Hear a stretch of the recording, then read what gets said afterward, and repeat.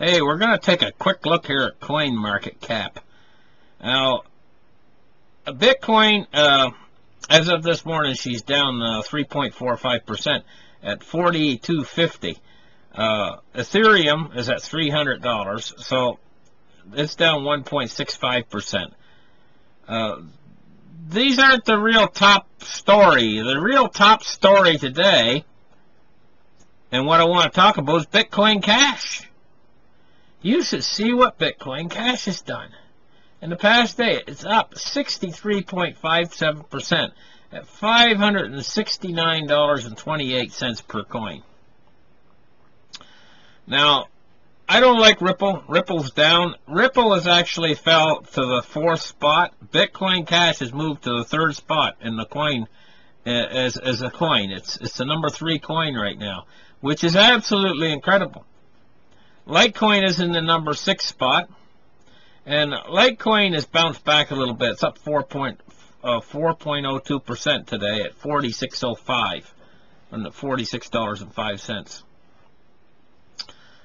Neo is another hot coin. It's been doing really good, but it's been sloping downward.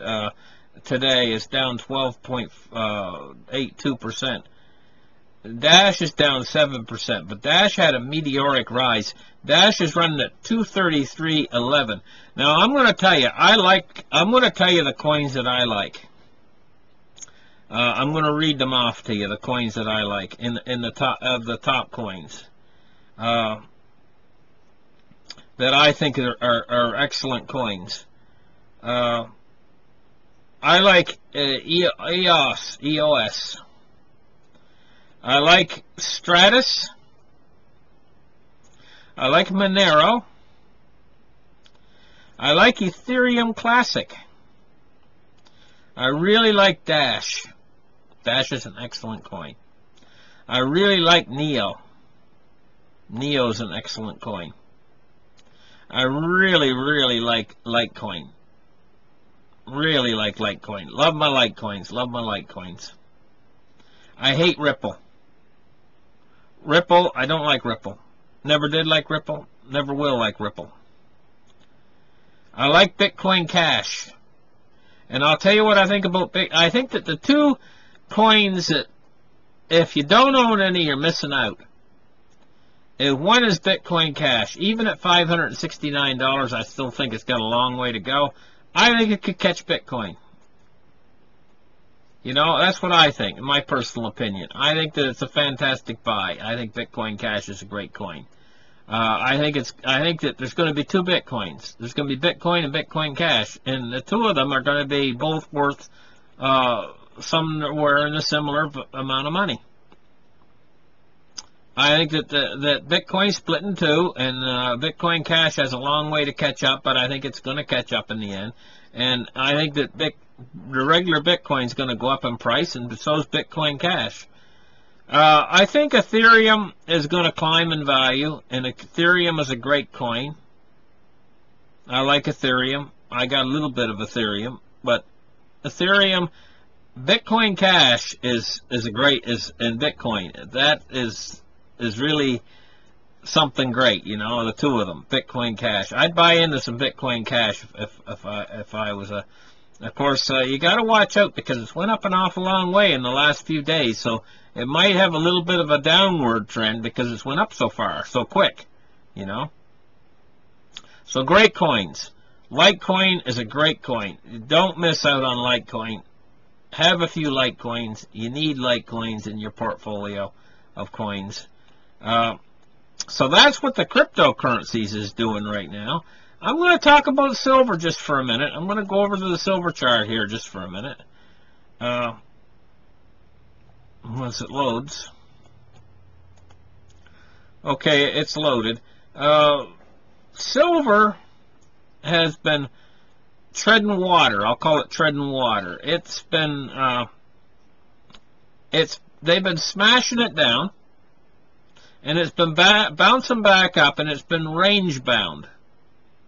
For days and days and days, it's been range bound in around between, say, 1650 and 1750.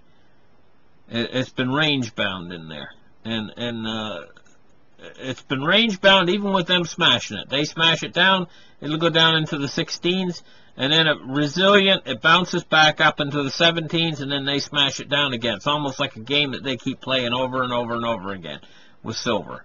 And it's the same deal with gold. And they've been suppressing it. Otherwise, it would have creeped up. It would have already been to $20 right now if they hadn't have been suppressing it over the last few months. Over and over again, just smashing it and smashing the hell out of it. And what they're doing is they're making people scared to move into the precious metal space. That people don't want to get burnt. And so they're not investing in it as much. Now, let me just take a quick look, because yesterday the stock market went down some, and I haven't really checked it today yet, believe it or not. That's unusual for me. Generally, I check the stock market first thing in the morning. Well, she's down 14 points right now at 21.7. It's completely oversold. That what we had yesterday wasn't even a correction, because for this to drop a couple hundred points is meaningless. It needs to drop a few thousand to even be still oversold, as far as I'm concerned. Crude oil at 47.20 is riding at the bottom of the barrel. I only expect crude oil to go up. I don't think it's going to go below 45. It's at 47.20 right now. I don't expect crude oil to go below $45 a barrel. And I expect it to actually move up. I'm expecting crude oil to go up to $70. That's what I'm expecting.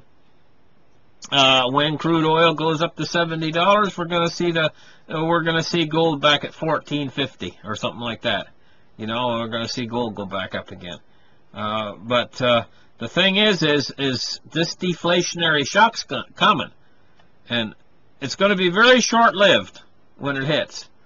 And so these prices that I'm talking about, crude going back up to 70 and gold going back up into the 1400s and stuff, this is not counting for the deflationary shock event that's coming.